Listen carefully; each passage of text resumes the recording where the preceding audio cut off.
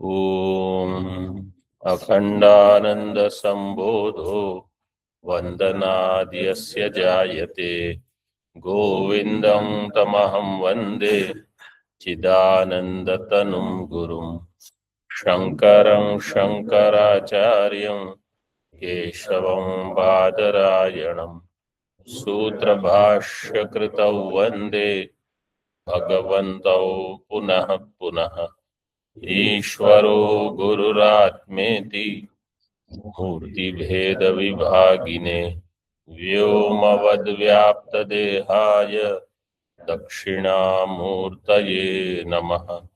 ओम शांति शांति शांति। अध्यास का प्रकरण चल रहा है। अध्यास का लक्षण किया स्मृति लक्षण परत्र पूर्वदृष्टस्य अवभासः 469 श्लोक में। जो स्मृति रूप है, स्मृति के लक्षण वाला है, मतलब स्मर्यमाण सदृश है। और स्मर्यमाण जो है, इसको स्मर्यमाण विषय भी अर्थ होता है और स्मर्यमाण प्रत्यय रूप में भी होता है। ये प्रत्यय लेना है यहाँ। मतलब जैसे बुद्धि में ऐसा प्रत्यय बनता है स्मृति के समय, वैसा ही अध्यास के समय बनता है। उसमें समानता क्या है? विषय नहीं होने पर भी आभास होता है कि विषय है। विषय नहीं होने पर भी ऐसा लगता है कि वहां विषय है, ऐसा। और यहाँ हमने दो प्रकार के अध्यास देखे, ज्ञानाध्यास और अर्थाध्यास। ज्ञानाध्यास का अर्थ क्या है?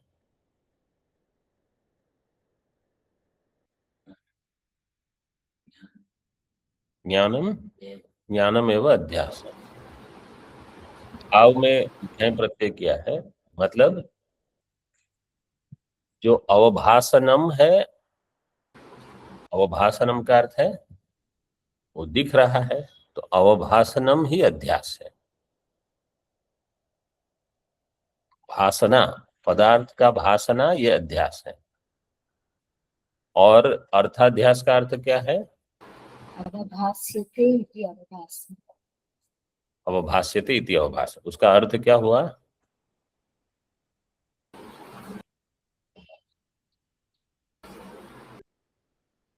अवभास्यते यो अर्थ है। पूर्व में क्या था? जो ज्ञान है वो अध्यस्त है। यहाँ क्या है? ज्ञान का जो विषय है वो अध्यस्त है। तो ज्ञान भी अध्यस्त है, विषय भी अध्यस्त है।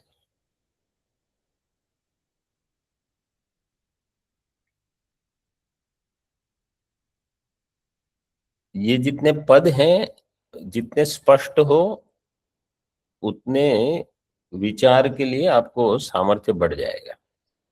पूर्व में हमने देखा संसर्ग और स्वरूपाध्यास। तो एक में हमने कहा स्वरूप अध्यस्त है, एक में संसर्ग अध्यस्त है। तो आत्मा का केवल संसर्ग ही अध्यस्त है।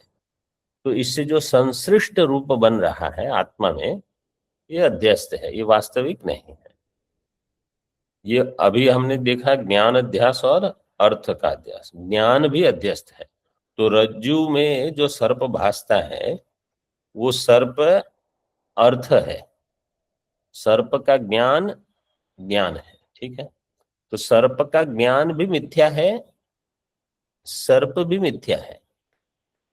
ऐसे देह का भान, ये भी मिथ्या है, और देह भी मिथ्या है। अहम वृत्ति जो उठती है, ये अहम वृत्ति भी मिथ्या है। अहम वृत्ति का जो भान हो रहा है ये भी मिथ्या है। क्योंकि जो पदार्थ नहीं है उसका अगर आपको ज्ञान हो रहा है तो मिथ्या ही होगा। तो वेदांत क्या कहता है कि जगत मिथ्या है, इसलिए जगत का ज्ञान भी मिथ्या है। तो जब हम कहते हैं ब्रह्म सत्यम जगन मिथ्या, इसका अर्थ ये समझना है जगत भी मिथ्या है, उसका ज्ञान भी मिथ्या है। तो ज्ञान मिथ्या है, इसलिए उस ज्ञान से जो जन्य सुख दुख आदि है, ये सारे मिथ्या है।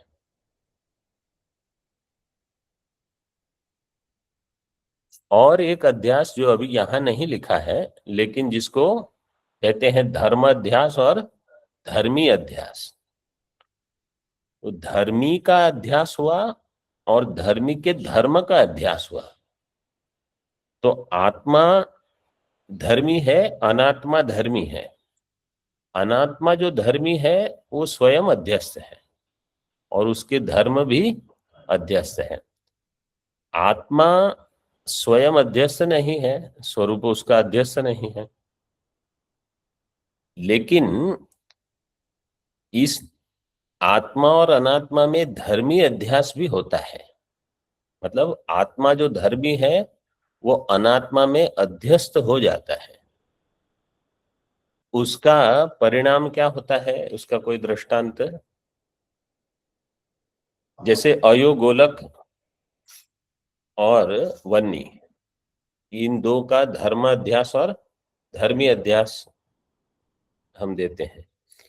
तो दो धर्मी है ये स्पष्ट नहीं भासना, यहाँ दो पदार्थ है ये नहीं भासना, इसको कहा जाएगा धर्मी अध्यास। और फिर परस्पर के धर्मों का अध्यास, कि एक का धर्म अन्य में भासता हो। तो जैसे दो धर्मी यहाँ किस प्रकार से भासेंगे, कोई कुछ उत्तर दे रहा था। अहम मनुष्य हम में धर्म धर्म का अध्यास है, क्योंकि देह का धर्म है मनुष्यत्व और उसका अध्यास हो रहा है आत्मा में। और आत्मा का जो सच्चित स्वरूप है उसका अध्यास हो रहा है अनात्मा में, बुद्धि में। तो अ, बुद्धि देह चेतनवान लगते हैं, सजीव लगते हैं, ये अध्यास है। तो ये चलते रहता है। अब आगे देखिए 470 शिष्य के प्रश्न चल रहे हैं। नानुभूतः कदाप्यात्मा ननुभूतस्य वस्तुनः सादृश्यं सिद्ध्यति कथ मनात्मनि विलक्षणे।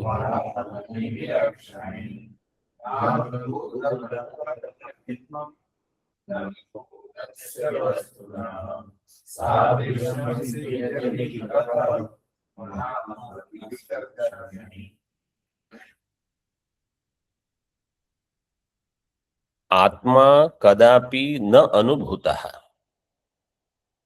ये एक वाक्य हो गया। आत्मा का कभी अनुभव नहीं हुआ है। अननुभूतस्य वस्तुनः अनात्मनि विलक्षणे कथम सादृश्यम सिद्ध्यति।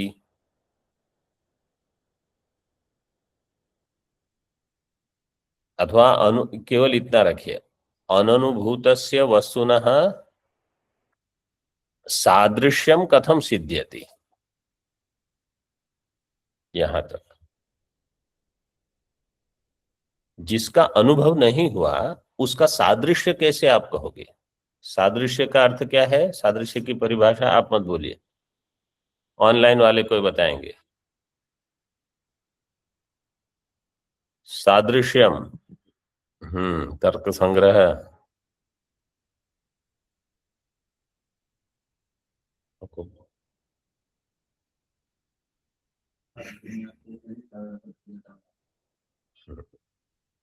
तद भिन्नत्वे सति तदगत भूयो धर्मवत्वम।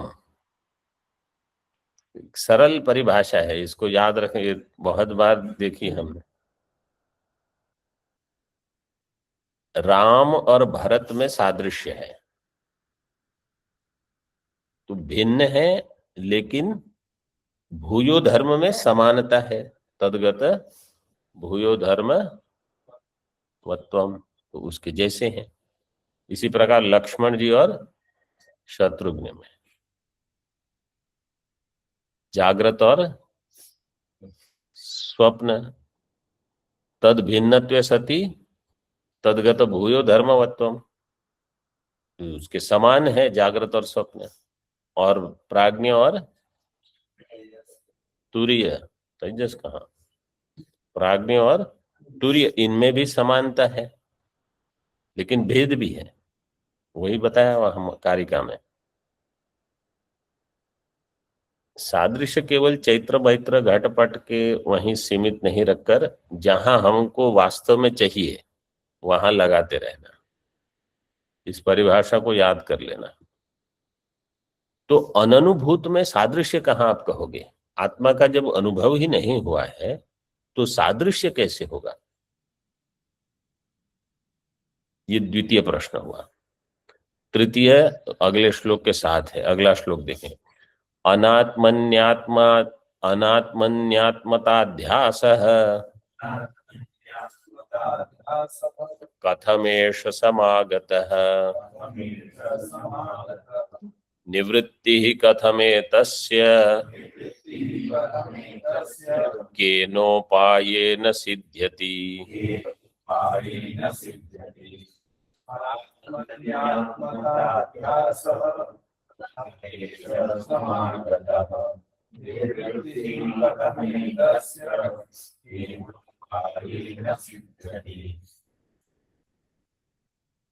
पूर्व श्लोक से 470 71 जोड़ने हैं। अनात्मनि विलक्षणे,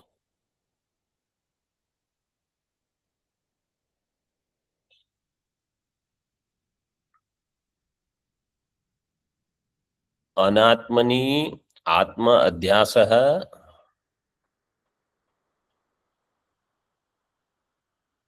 470 अलग ही कर देंगे।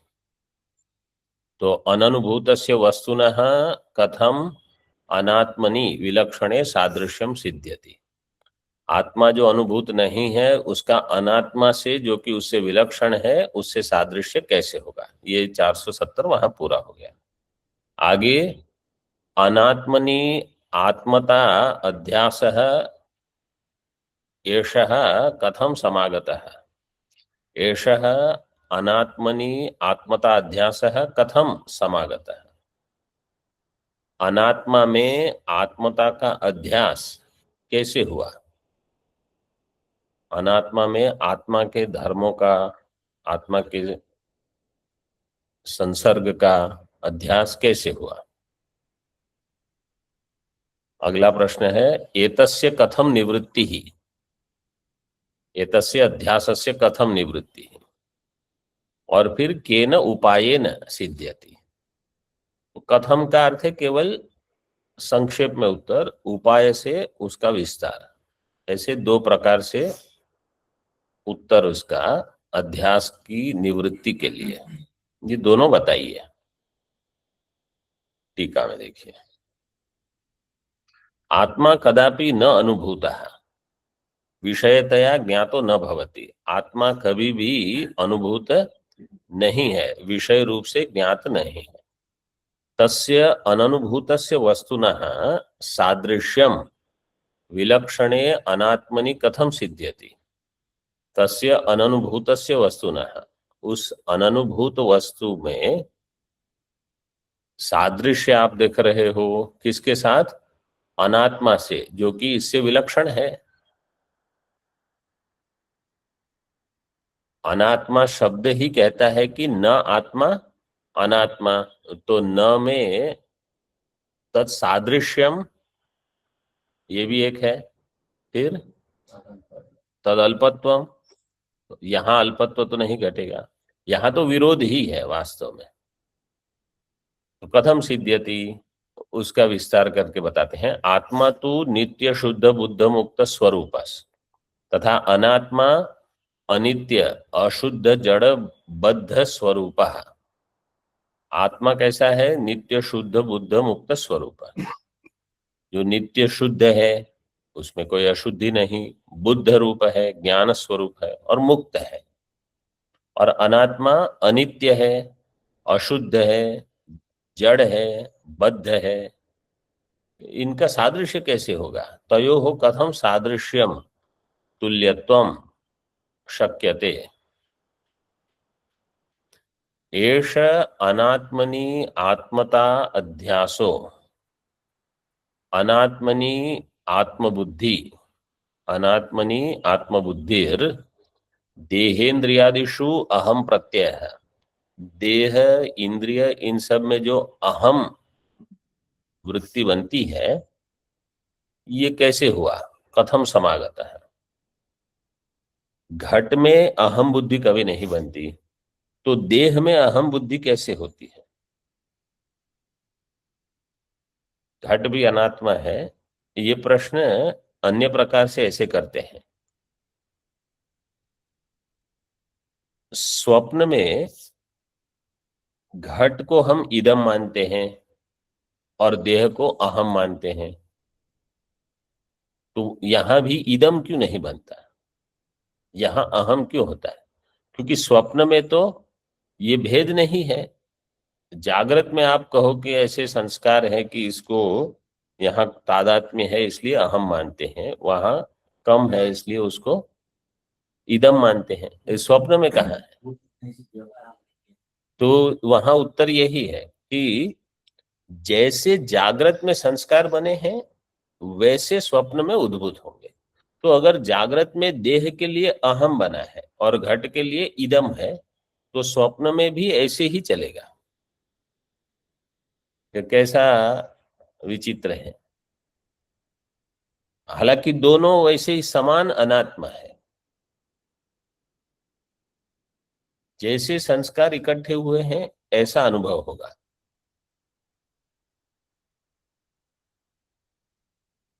एष अनात्मनि आत्मता अध्यासो, अनात्मनि आत्मबुद्धि, अनात्मा में आत्मबुद्धि। वास्तव में ये इतना सूक्ष्म है कि इस वस्तु पर अगर हम अधिक चिंतन कर सकते हैं तो बहुत चीजें छूट जाएगी। लेकिन हमारी समस्या ये है कि लंबे समय तक ये चिंतन करने का अभी हमें सामर्थ्य नहीं है, इसलिए ये ग्रंथों की आवश्यकता पड़ती है। आपको ग्रंथ लेकर बैठना क्यों पड़ेगा? क्योंकि कम से कम उतने समय आप यही विचार करोगे। स्वतंत्र कौन इतना विचार कर पाएगा? बुद्धि बनती नहीं। और कोई प्रयास करे, हाँ मैं करूंगा, और देखो आप क्या होता है उनका। थोड़े समय में ना अध्ययन करेंगे न ये विचार करेंगे, अन्य कुछ प्रपंच में पड़ जाएंगे।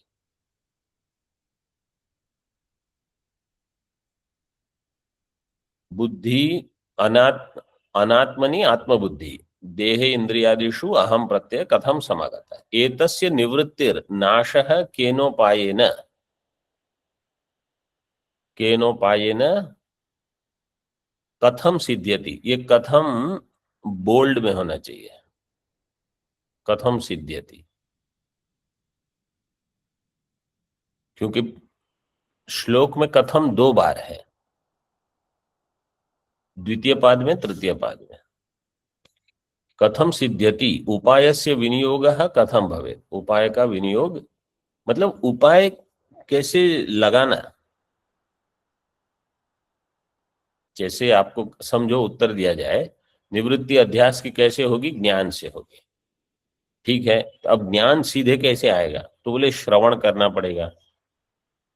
श्रवण कौन करे, कैसे करे? और श्रवण का परिणाम जब आप कहते हो कि ज्ञान होगा, तो इसका अर्थ क्या है? फिर बताया जाएगा ब्रह्माकार वृत्ति हो। ये सब प्रसंग आगे बताएंगे।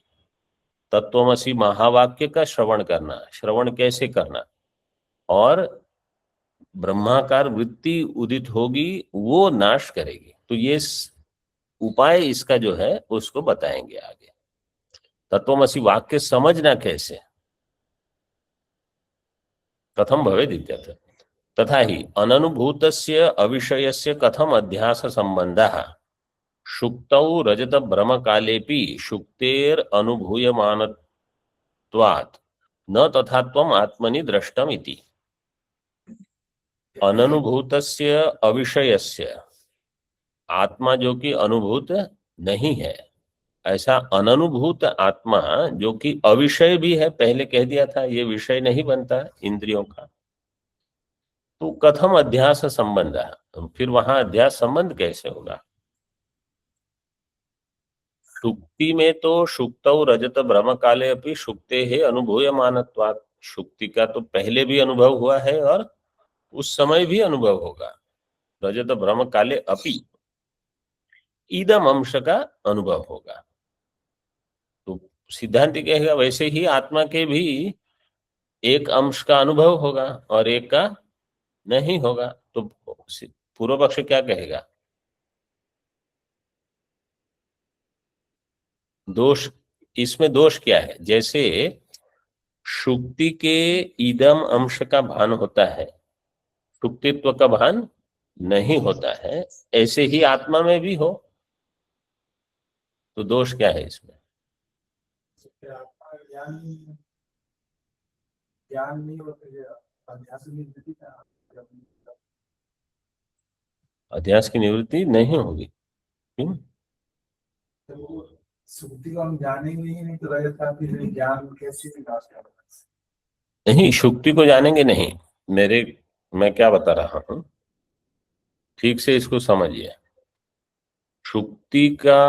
सुक्ति में जब रजत की अनुभूति होती है तो सुक्ति में एक अंश है आधार अंश, एक है ईदम अंश। तो ईदम अंश जो है वो वास्तव में आधार अंश वही तो है, एक दूसरा है सुक्ति अंश जिसको कहेंगे अधिष्ठान। तो सुक्ति अंश के अधिष्ठान अंश के ज्ञान से रजत की निवृत्ति होगी। लेकिन जब रजत की भ्रांति होती है तो वहां आपको सुक्ति का ईदम अंश, आधार अंश ज्ञात है, तभी अध्यास होगा। अगर आधार अंश का भान नहीं हो रहा है तो अध्यास होगा ही नहीं। तो अगर अध्यास हो रहा है, इसका अर्थ यह है कि वो जो अधिष्ठान है उसका इदम अंश, आधार अंश जिसको हम, वो ग्रहण हो रहा है। तो आत्मा में भी अगर अध्यास हो रहा है तो इसका अर्थ क्या है? आत्मा का जो इदम अंश है उसका ग्रहण होता है और आत्म अंश का ग्रहण नहीं होता। अब इसको कैसे लगाएंगे? आत्मा में इदम अंश क्या होगा?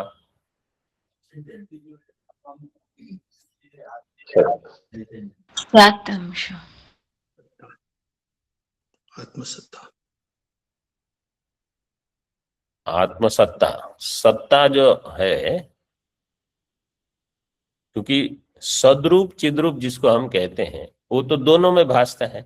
अध्यास काल में भी अस्थि रूप से सब भान हो रहा है।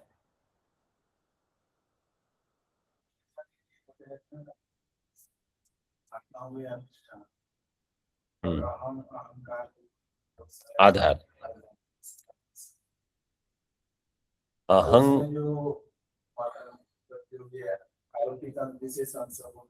तो मतलब वहां जब अहम लोगे, इसका अर्थ कि अहंकार शब्द जो है ना, आपको उसको समझना पड़ेगा।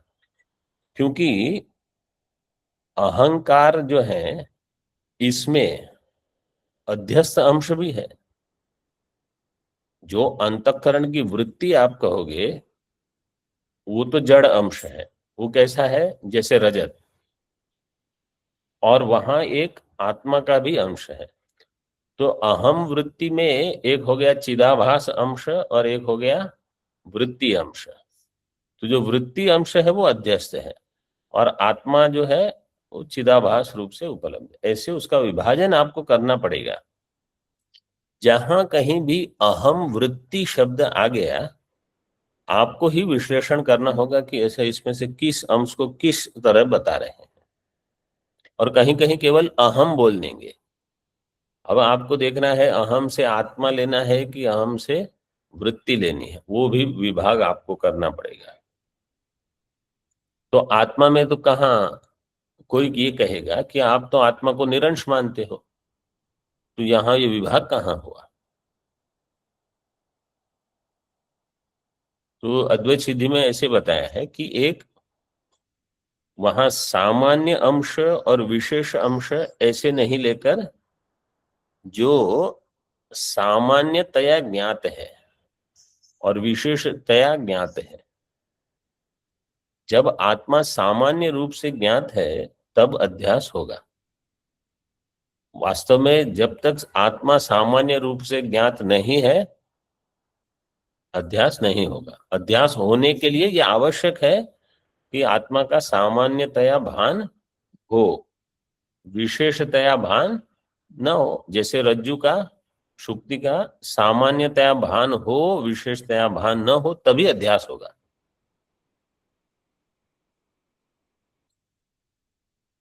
तो आत्मा में भी ऐसे स्वीकार आपको करना पड़ेगा।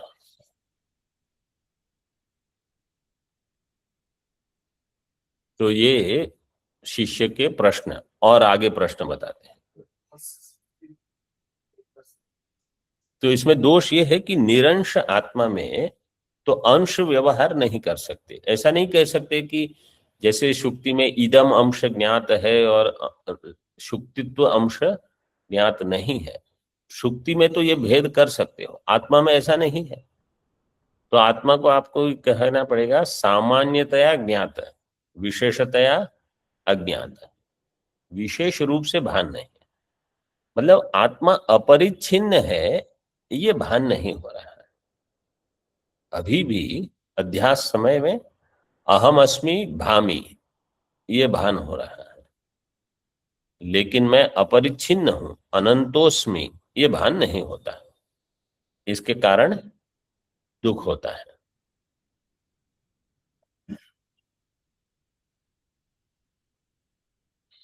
उपाधि योग उभयोः सम एवेश जीवयोः जीवस्यैव कथं बन्धो नेश्वरस्यास्ति तत्कथम्।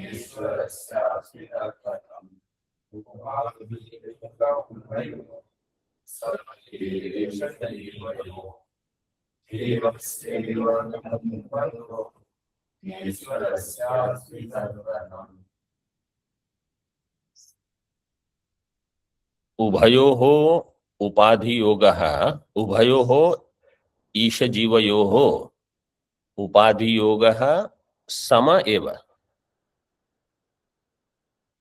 जीवस्यैव कथं बंधो न ईश्वरस्य अस्ति इति तत्कथम्। ईश्वर और जीव दोनों का उपाधि योग है, उपाधि से संबंध है, वो समान है। ईश जीवयोः उभयोः उपाधि योग है सम एव। तो जीवस्यैव कथम बंधन, केवल जीव को ही बंधन क्यों है उपाधि से? ईश्वर को भी उपाधि है, ईश्वर को क्यों बंधन नहीं होता? न ईश्वरस्य अस्ति तत्कथम। एतत् सर्वं दया दृष्ट्या करामलकवत् स्फुटम्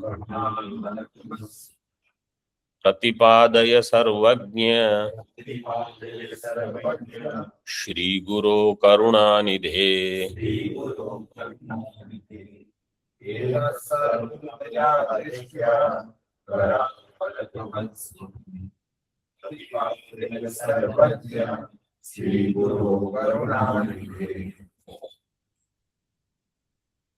एतत् सर्वं हे श्री गुरो करुणानिधे सर्वज्ञ दया दृष्ट्या करामलकवत् स्फुटम प्रतिपादय। ये जितने प्रश्न किए, एतत् सर्वम, गुरु के लिए 3 विशेषण। सर्वज्ञ, देखो शिष्य गुरु को सर्वज्ञ मतलब आप हमारे सभी प्रश्नों का उत्तर देने में समर्थ हो, आपको पता है ये सारे उत्तर। ऐसे नहीं कि मैं पूछ तो लूंगा, पता नहीं आपको पता है कि मैं वहां आपके बाद में वहां जाने वाला हूँ, वही प्रश्न पूछते। और कोई को ऐसे होते हैं प्रश्न पूछते हैं और उसी समय बोल भी देते हैं कि ये प्रश्न मैं बहुत महात्माओं को कर चुका हूं, आप का नंबर पहले नहीं है, आप बाद में हो। और शायद आपके बाद भी बहुत लोगों को पूछने वाला हूं ऐसे, लेकिन यहाँ शिष्य कुछ ठीक ठाक है। हे सर्वज्ञ हे श्री गुरु करुणानिधे दया दृष्टया करामलकवत स्फुटम प्रतिपादय। प्रतिपादय शब्द कैसे बनेगा? पदगतौ धातु, फिर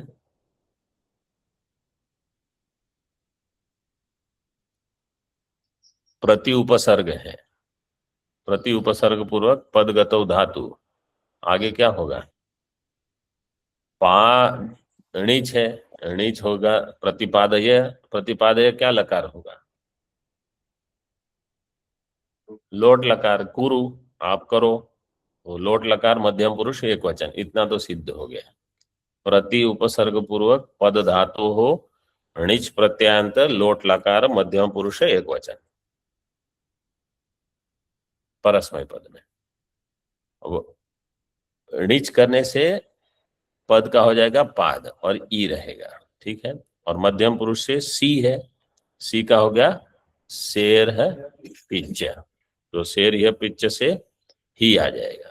फिर आगे अतो है वो भी चला गया, और जो ई है उसको सार्वधातुक है, सार्वधातुक का अर्ध धातु की ओर से गुण होके ए हो जाएगा, ए के बाद कर्तरी, वो तो चला गया। तभी आपको ई से ए होगा, ये होने के बाद कर्तरी शब्द का अ होगा, फिर एचो अवयव होगा, तो ही पाद आय होगा, नहीं तो होगा नहीं। हाँ, कर्तरी शब्द का उपाधि शब्द कैसे बनेगा? पूर्व श्लोक में जो है 472 में, हाँ ऑनलाइन वाले बताएंगे उपाधि शब्द।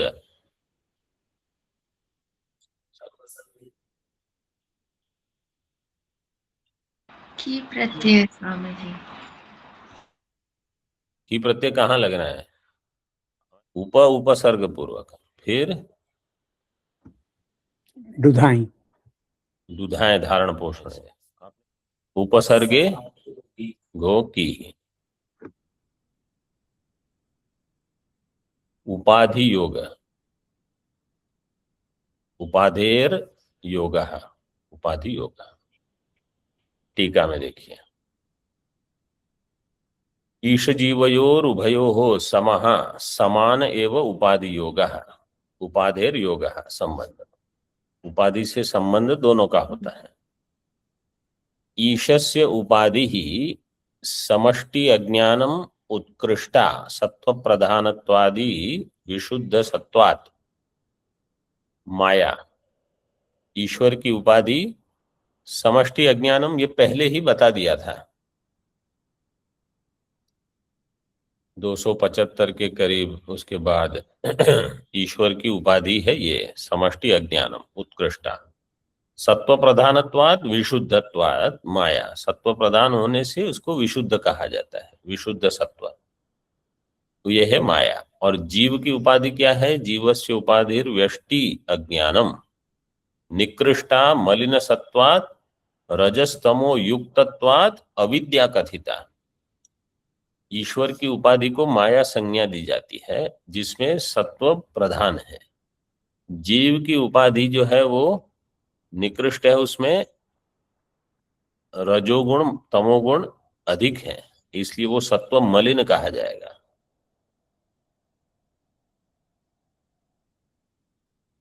विशुद्धम सत्वम जलवत तथापि ताभ्याम मिलित्वा शरणाय कल्पते। ताभ्याम रजस्तमोभ्याम, रजोगुण तमोगुण से मिलने पर सत्व जल के जैसा विशुद्ध होने पर भी शरणाय संसरणाय संसार के लिए रजोगुण तमोगुण कारण है। और सत्वात् संजायते ज्ञानम, ज्ञानम, रजसो लोभ एव च। लोभ एव च। भगवत गीता 14 अध्याय पूरा हो जाएगा। प्रमाद मोहौ तमसः, भवतो ज्ञान। भवतु अज्ञानम्।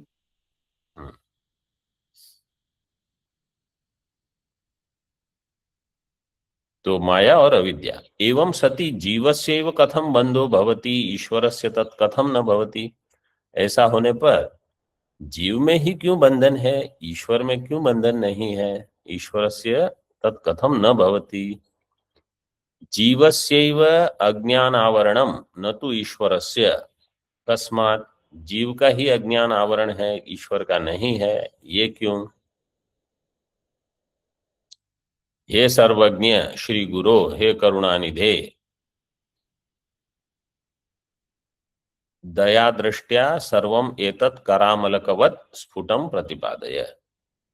जैसे हस्त में आमलक हो, अब यहाँ पीछे आमलक तो छोटे हो, बेल, वहां बेल बड़े बड़े हैं। अभी हाथ में अगर बेल का फल हो तो कितना स्पष्ट दिखेगा। आपको कभी भ्रांति होगी कि है कि नहीं, कभी नहीं। ऐसे ही आप मुझे ज्ञान कराइए ताकि कभी भ्रांति न हो कि मैं देह हूं, मनुष्य हूं, व्यक्ति हूं, मैं ब्रह्म हूं। ये बिल्कुल स्पष्ट रहे। आपने कुछ सेवा तो की नहीं, बोले इसलिए करुणा निधे।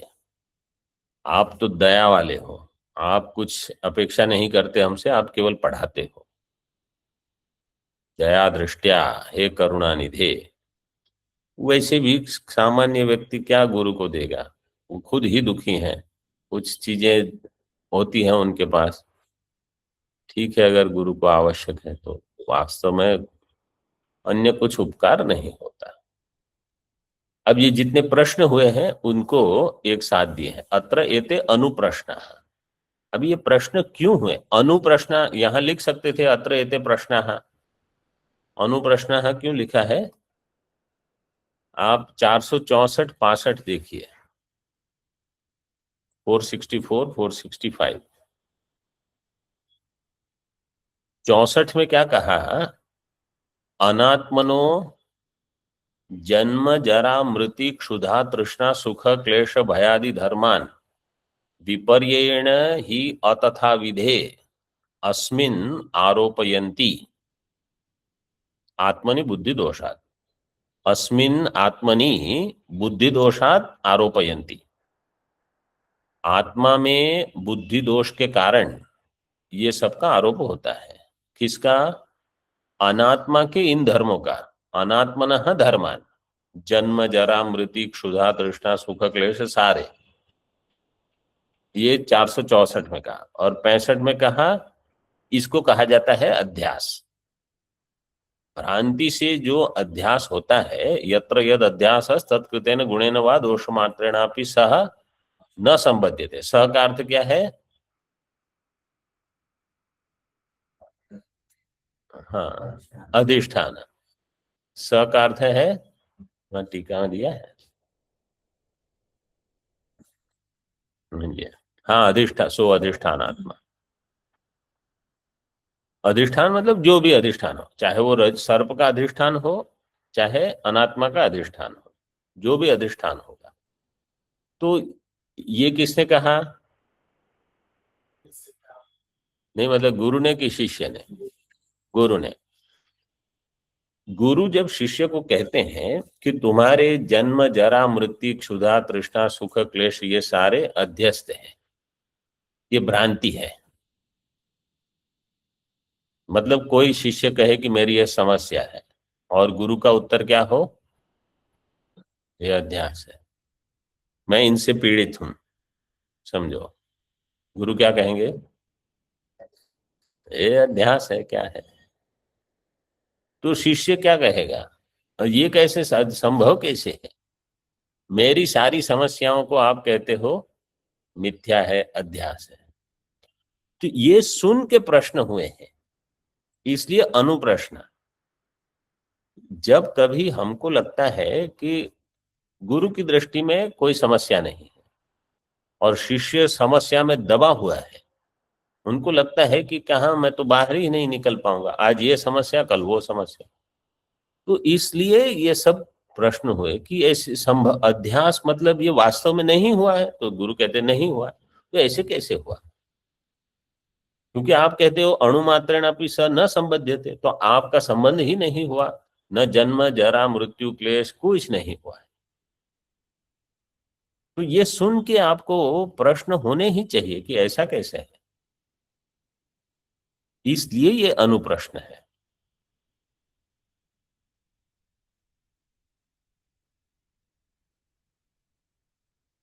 क्या क्या हुए देखिए, अभी क्रम से दिए। एक है प्रत्यगात्मनि अविषये कथम अनात्म अध्यास है। अनात्मा जो जिसका अध्यास हुआ है प्रत्यगात्मा में, वो प्रत्यगात्मा विषय ही नहीं है, अविषये, ये एक हो गया। दूसरा, अननुभूतस्य आत्मनो अत्यंत विरुद्धे अनात्मनि कथम सादृश्य, जिसका अनुभव नहीं हुआ ऐसे आत्मा का, अननुभूत आत्मा का अनात्मा में जो कि अत्यंत विरुद्ध है, कैसे सादृश्य आप दिखाओगे? ये दूसरा। तीसरा, अनात्मा में आत्म अध्यास कहां से आया, मतलब ये अध्यास आया कहां से, कथम ऐसा आगतः, केन उपायेन कथम अध्यासस्य निवृत्ति ही सिद्ध्यति, किस उपाय से इस अध्यास की निवृत्ति और कैसे निवृत्ति होगी, उपाय क्या है और कैसे निवृत्त होगा ये अध्यास। और पांचवा, जीवस कथम जीवस्यैव बंधो न ईश्वरस्य उपाधि संबंध उभयोः समाने अपि, उभयोः उपाधि संबंध समाने अपि कथम जीवस्यैव बंधः न ईश्वरस्य। ये 5 प्रश्न हो गए। अब आपको जब उत्तर चलते रहेंगे तो आपको देखते रहना है कि अच्छा यहाँ इस उत्तर प्रश्न का उत्तर हो गया। ये पहले सब प्रश्न बताए थे शायद, आप देखिए। हाँ, 279 पृष्ठ क्रमांक देखिए, 71 श्लोक 277-78 के बाद 8 प्रश्न, 8 प्रश्न हुए। मिला ऑनलाइन सबको, मिला ये? पेज 71। तो देखिए, आत्मा कह अनात्मा कह आत्मानात्मनो हो किम लक्षणम, उनका अध्यास देखिए वहां, आत्मानात्मनो और अध्यास कथम, ये प्रश्न पहले ही पूछ लिया था।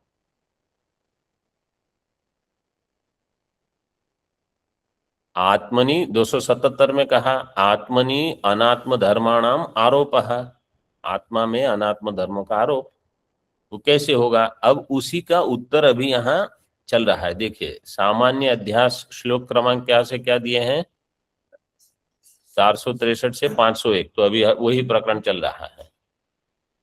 फिर आगे विशेष अध्यास। तो कहने का हमारा प्रयोजन क्या है कि जब ऐसे बहुत सारे प्रश्न होते हैं, अब उस प्रश्न के उत्तर हुए कि नहीं वो भी तो आपको देखना है। गुरु ने तो दे दिए उत्तर, लेकिन कहाँ किस प्रश्न का उत्तर दिया वो समाधान भी होना चाहिए। नहीं तो प्रश्न हो गए, कुछ उत्तर दिए, अब सभी उत्तर हुए कि नहीं हुए, और कहाँ कौन से प्रश्न का उत्तर हुआ। और जब बड़ा ग्रंथ होता है तो और भी आवश्यक है। तो ये इसलिए दिए हैं ताकि जो अध्ययन करने वाले हैं उनको सहायता हो कि कहाँ क्या उत्तर है। मतलब जो मन लगा के पढ़ते हैं ना कोई भी ग्रंथ, तो उनको सभी का महत्व लगता है। और जो ऐसे ही आज अभी क्या छुट्टी के दिन पाठ चल रहा है, पढ़ना पड़ेगा बेकार में, वो यही सोच रहे हैं कि कब पूरा हो, तो उनको कहाँ आप प्रश्न क्या है उत्तर क्या है क्या कोई फर्क नहीं पड़ता। बोले हाँ सब सुना हुआ है, हम ब्रह्म हैं, तो ठीक है।